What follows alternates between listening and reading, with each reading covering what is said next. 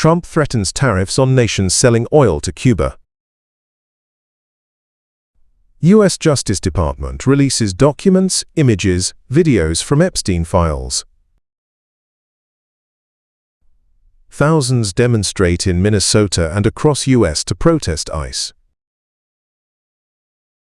UK has much to offer China. One power can't solve global crises.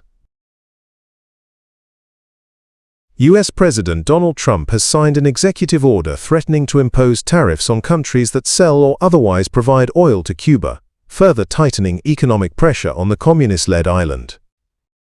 The move was announced on Thursday under a national emergency declaration that allows the White House to penalize nations that help Cuba secure energy supplies. The order does not specify which countries would be targeted or what tariff rates would be applied. Instead, it gives the U.S. Commerce Department authority to determine qualifying nations and set rates.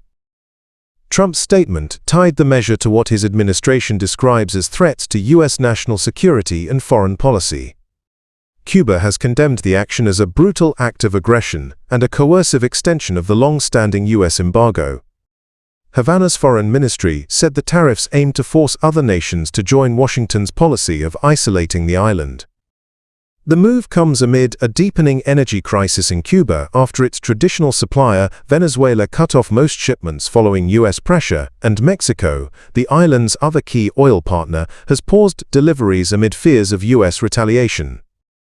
Analysts warn that further restrictions on oil supplies could exacerbate already severe shortages affecting electricity, transportation, and essential services.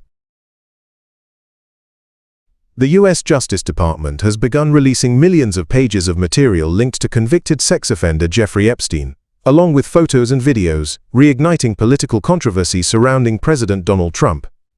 Deputy Attorney General Todd Blanche said the White House had no role in reviewing or redacting the files. Speaking at a press conference on Friday, Blanche said the department acted independently and denied claims that any material was withheld to protect the president. The Justice Department said some of the documents include unverified and sensational claims about Trump that were submitted to the FBI before the 2020 election. Blanche, a former personal lawyer to Trump, said no one was shielded in the release process. More than 3 million documents, 180,000 images and 2,000 videos are being released.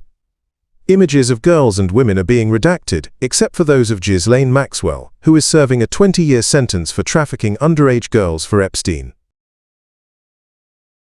Thousands of demonstrators took to the streets on Friday in Minneapolis and cities nationwide to protest the presence of federal immigration agents and demand their withdrawal following 2 fatal shootings of U.S. citizens by immigration enforcement officers in Minnesota.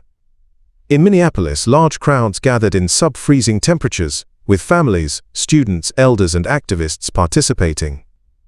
The nationwide action included walkouts by students and teachers from California to New York, part of a broader No Work, No School, No Shopping.